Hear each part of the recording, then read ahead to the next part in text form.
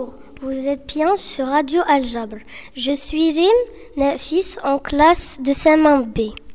Et je suis Inès en classe de CM1B. Aujourd'hui, nous allons vous parler d'un problème qui touche un grand nombre d'enfants. Il s'agit du harcèlement scolaire. C'est quoi le harcèlement scolaire ? En fait, le harcèlement est un phénomène de violence répétée au sein de l'école. Est-ce qu'il y a plusieurs sortes de harcèlement ? Oui, il y a le harcèlement moral, le harcèlement physique et le cyberharcèlement. C'est quoi le cyberharcèlement ? Le cyberharcèlement, c'est le harcèlement sur Internet, sur les réseaux sociaux. Les harceleurs ne se contentent plus de se moquer de leurs victimes à l'école et ils leur envoient aussi des centaines de messages et postent des photos ou des vidéos d'elles sur Internet pour les menacer. C'est pourquoi il faut absolument éviter de publier des photos trop personnelles sur Internet et il ne faut pas non plus effacer les messages envoyés par les harceleurs, mais les garder comme preuve. Le harcèlement moral, c'est quand on se moque de toi, quand t'insulte, quand te menace, quand te force à faire quelque chose que tu ne veux pas faire, ou quand te rabaisse tout le temps. Le harcèlement physique, c'est quand on te frappe, ou qu'on te bouscule. En général, la victime est ciblée parce qu'elle paraît différente ou par pure jalousie. En effet, pour les élèves harceleurs, tout est prétexte à se moquer d'un camarade. Il est soit trop gros, soit trop maigre, trop grand, trop petit, etc. Il arrive aussi que des enfants harcèlent un de leurs camarades juste parce qu'il a de bonnes notes ou qu'il est doué en sport, en dessin ou en musique. Comme tu viens de nous le dire, dans de nombreux cas, le harcèlement se prolonge aussi sur les réseaux sociaux. Un enfant harcelé n'est jamais tranquille. S'il va à l'école, la peur au ventre, il est rentré chez lui dans l'angoisse de ce qu'il pourrait lire à son sujet sur Internet.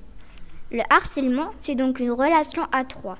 Le harceleur, le harcelé et les spectateurs. Ceux qui trouvent ça drôle ou qui n'osent rien dire. Parfois, les auteurs de ces actes ne se rendent même pas compte de la gravité de ce qu'ils font, ni des conséquences. Comment repérer le harcèlement et que faire ? L'élève harcelé est en grande souffrance.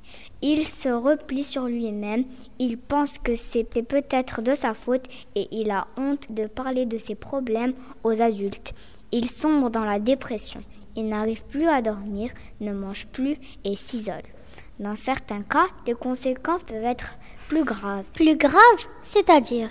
Malheureusement, dans les cas les plus graves, les victimes peuvent se blesser volontairement ou se suicider. Mais c'est horrible ! Oui, horrible. Ces signes, les éducateurs et les professeurs apprennent maintenant à les repérer. Car on sait aujourd'hui que le harcèlement peut avoir de graves conséquences sur la santé des enfants victimes.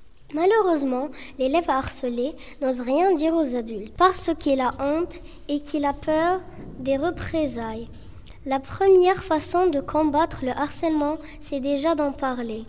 Si vous êtes harcelé ou si un de vos camarades est harcelé, c'est très important d'en parler à un adulte de confiance, à vos parents, aux professeurs, à un assistant d'éducation, l'infirmière de l'école ou à la direction. L'école est le lieu où on doit se sentir protégé et les adultes sont là pour nous protéger. Il faut savoir que dans le monde, un enfant sur trois serait victime du harcèlement scolaire. C'est pour ça que l'UNESCO a déclaré le 1er jeudi novembre Journée internationale contre la violence et le harcèlement au milieu scolaire, y compris le cyberharcèlement. Reconnaissant que la violence en milieu scolaire, sous toutes ses formes, porte atteinte aux droits des enfants et des adolescents, à l'éducation, à la santé et au bien-être. Au Maroc, l'association Le Sourire de Reda est mobilisée pour sensibiliser, lutter et venir en aide aux jeunes en souffrance et prévenir le suicide. Voilà, c'est tout pour aujourd'hui. Merci et à la prochaine.